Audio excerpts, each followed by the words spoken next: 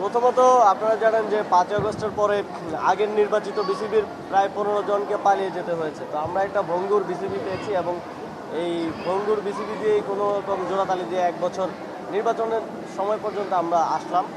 তো আমার মনে হয় যে একটা ফুল টিম কাজ না করলে ক্রিকেটের উন্নতি হওয়া সম্ভব না, যে কারণে নির্বাচনটা আমরা যথাসময়ে করার উদ্যোগ গ্রহণ করেছি এবং আশা করি যে যথাসময়ে নির্বাচনটা হবে। এবং এখানে যারা সংশ্লিষ্ট আছেন আমাদের এখন পর্যন্ত যুব ক্রীড়া মন্ত্রণালয়, বিসিবি, নির্বাচন কমিশন, আমি যতদূর দেখছি যে সন্তোষজনকভাবেই কাজ করে যাচ্ছে।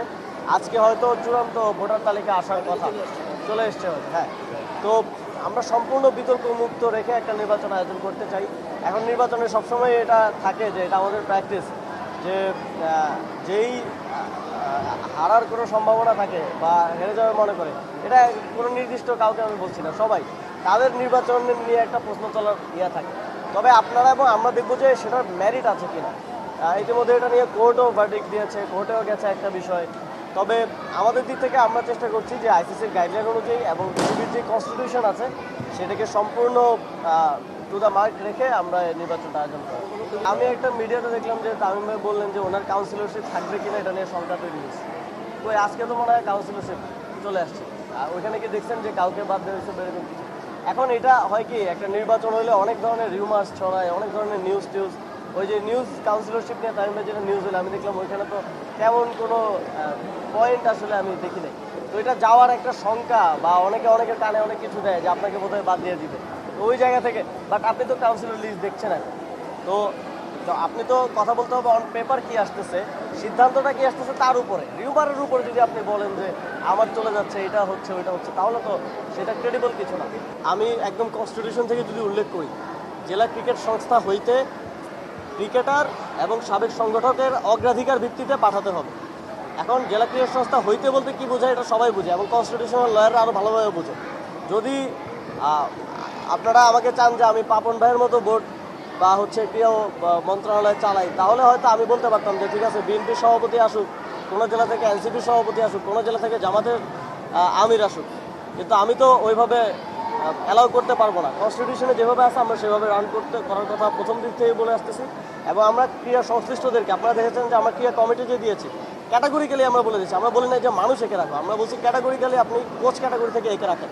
নির্বাচন মানেই তো মুখোমুখি অবস্থা। নির্বাচন যদি আপনি মনে করেন যে প্রতিদ্বন্দ্বিতা হবে না, মুখোমুখি অবস্থা হবে না, তাহলে এটা তো ঠিক না। না, একটা জিনিস হচ্ছে, দেখার বিষয় হচ্ছে আমরা পক্ষপাতহীন এবং একটা অন্তর্ভুক্তিমূলক এবং অংশগ্রহণমূলক নির্বাচন হচ্ছে কিনা সেটা নিশ্চিত করাটা প্রয়োজন। এখন পর্যন্ত সোফার আমি দেখছি ঠিক আছে। এবং যে আপত্তিগুলো, যেই এক ধরনের অনিশ্চয়তা ছিল, সেটা কিন্তু আজকে এই যে তালিকা আসলো সেখানে সবাইকে অ্যাকোমোডেট করার মধ্য দিয়ে সলভ হয়ে গেছে। এখন কাউন্সিলররা ভোট দিবে, ভোটের মাধ্যমে যারা নির্বাচিত হয়ে আসবে তারা লিডারশিপে আসবে। এবং আগের নির্বাচন কী হতো, একজন প্রেসিডেন্ট হবে, মাননীয় প্রধানমন্ত্রী বলে দিয়েছেন, এখন তার জন্যই সকল আয়োজন হতো। এবার তো সেরকম না, এবার প্রতিদ্বন্দ্বিতা হচ্ছে, এবং এখানে ট্রু প্রতিদ্বন্দ্বিতা হচ্ছে। এখানে দুইজনেরই পাল্লা যথেষ্ট ভারী। প্রতিদ্বন্দ্বিতার মধ্য দিয়ে যে আসবে সে, তাকে মেনে নিতে কারো কোনো সমস্যা থাকা উচিত না। গণতান্ত্রিক প্রক্রিয়া যে আসবে সে। তো এই পরিবেশটাই আমরা সামনেও চাই, যে প্রতিদ্বন্দ্বিতা হবে। কোনো প্রধানমন্ত্রী এসে ঠিক করে দিবে না, বা কোনো প্রধান উপদেষ্টা বা ক্রীড়া উপদেষ্টা কেউ ঠিক করে দিবে না যে কে হবে, তার জন্যই সব আয়োজন হবে। বাকিদেরকে এলিমিনেট করা হবে, বাকিদেরকে বলা হবে যে তুমি নির্বাচনে দাঁড়াও না। কাউকে ডিজিএফআই ফোন দিবে বা কোনো গোয়েন্দা সংস্থা দিয়ে কল দেওয়ানো হবে যে আপনি আইসেন না। তো এবার তো এরকম কোনো কিছু আপনারা দেখেন নাই। ছোটোখাটো দু একটা নির্বাচন ঘিরে সিচুয়েশন তৈরি হয়েছে, যেটা আমরা মনে করি যে আমরা সেগুলোকে মিটিগেট করার চেষ্টা করেছি। আমরা সবার সাথে কথা বলেছি যে এই যে দখল বা ব্যাড প্র্যাকটিস, এগুলো আমরা অ্যাভয়েড করে চলি সকল দিক থেকে। আপনারা দেখেছেন যে সবাই বলে থাকে যে ক্রীড়া সংস্থা থেকে মন্ত্রণালয় নিয়ন্ত্রণ করেছে কারা। তো মন্ত্রণালয় নিয়ন্ত্রণ করলে তো প্যাটার্নটা আপনারা বুঝতে পারতেন, যে কোথাও যদি আমার পরিচিত কেউ বা আমার কোনো আত্মীয় বা আমার কোনো মনে করেন, অনেকে বলে যে আমি কোনো পলিটিক্যাল পার্টির সাথে অ্যাফিলিয়েটেড, তারা যদি কেউ আসতো তাহলে আপনি বলতে পারতেন। সব জায়গা থেকে ক্রিকেট সংশ্লিষ্ট লোকজনকে, ক্রীড়া সংস্থার লোকজনকে আনার চেষ্টা করেছে, যাদেরকে আমি চিনিও না। আসিফ আকবর ভাই এক জায়গা থেকে এসছেন, কাউন্সিলর, ওনাকে তো আমরা চিনি বিএনপি পন্থী অ্যাক্টিভিস্ট হিসেবে, গায়ক হিসেবে তো আমরা চিনি। তাহলে আমি এক জায়গা থেকে দেখলাম যে মীর হেলাল সাহেব এসেছেন।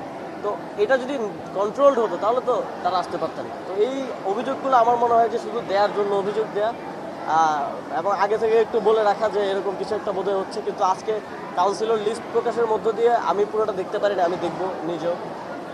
আমার মনে হয় যে সব সমস্যার বা সব গুঞ্জনের একটা ইতি এসেছে এবং সামনে প্রার্থী তালিকা আসবে, প্রার্থী তালিকা চূড়ান্ত হবে। আর আমার মনে হয় না কোনো কিছু নিয়ে সমস্যার কোনো সুযোগ আছে।